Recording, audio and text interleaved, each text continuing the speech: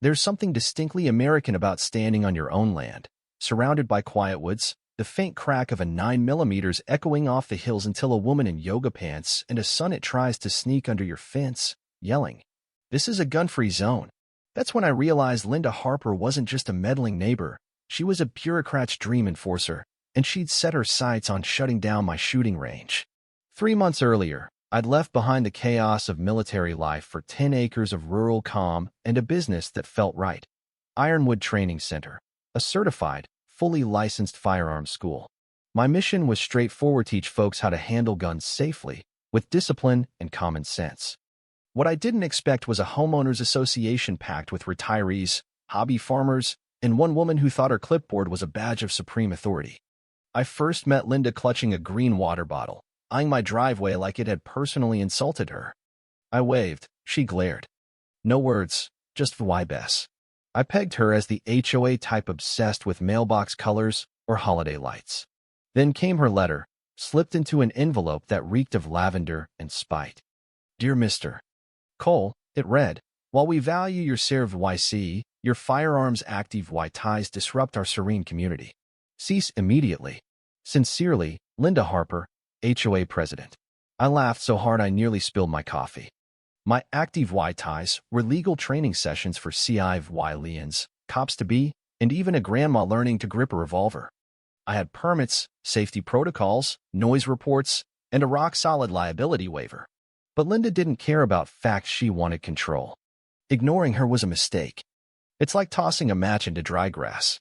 She escalated, patrolling in a bright orange vest, snapping photos of my fence from creepy angles. One morning, I caught her in a ditch with a tape measure, muttering about boundary violations before bolting like a startled deer. Then came complaints to the county, the sheriff, even animal control. She claimed my dog, Ranger, a polite German shepherd, had menaced her through the fence.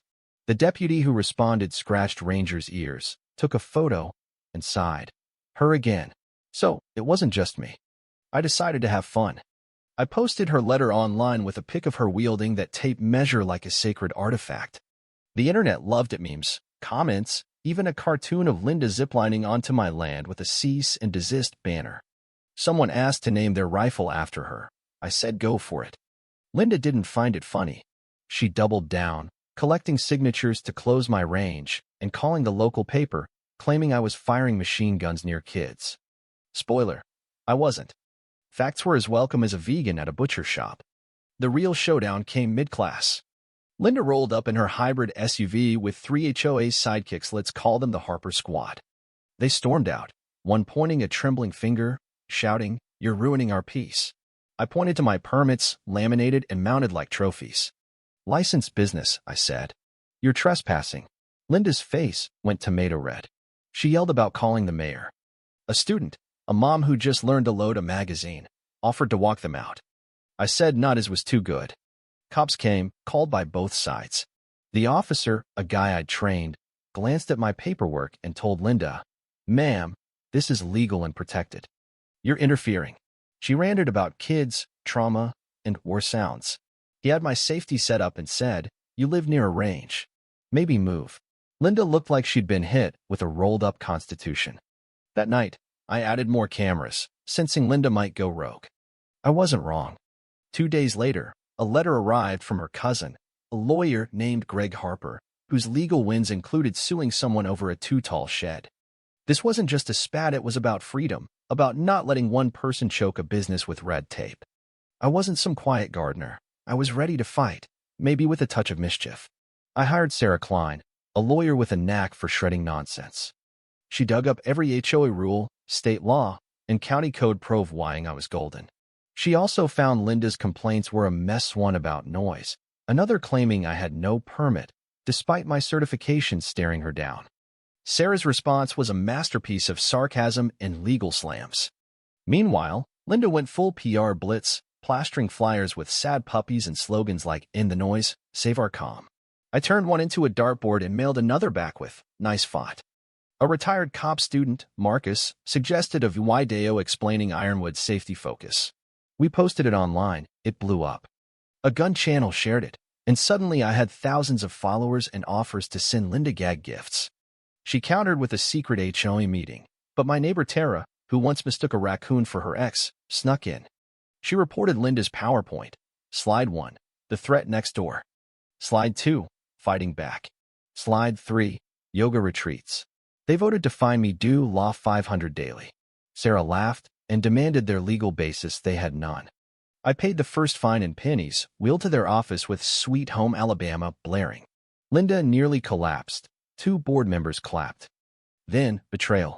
My buddy Tom, a vet who'd used my range, sided with Linda at a meeting, calling Ironwood divisive. Turns out, he was mad about a paintball prank I pulled years ago. Linda promised him community czar status. Sarah suggested we strike back.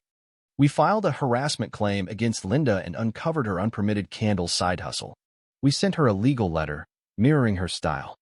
Tara saw her read it, scream, and knock over a lawn flamingo.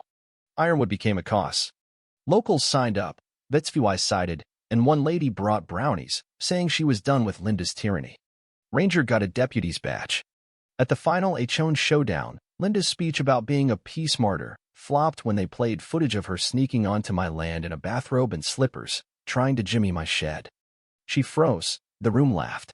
She was voted out, banned from leadership, and warned for trespassing. She stormed off, her exit music the snickers of neighbors. The HOA chilled out under new leadership. Fines vanished, replaced by potlucks. The county named Ironwood a safety training hub, offering grants. Linda listed her house for sale, claiming tranquil vibes. Tara sent me the link with laughing emojis. I added a sign. Ironwood, licensed, legal, allowed. One evening, with Ranger dozing and the hills glowing, I sat on my bench, the quiet not forced but earned.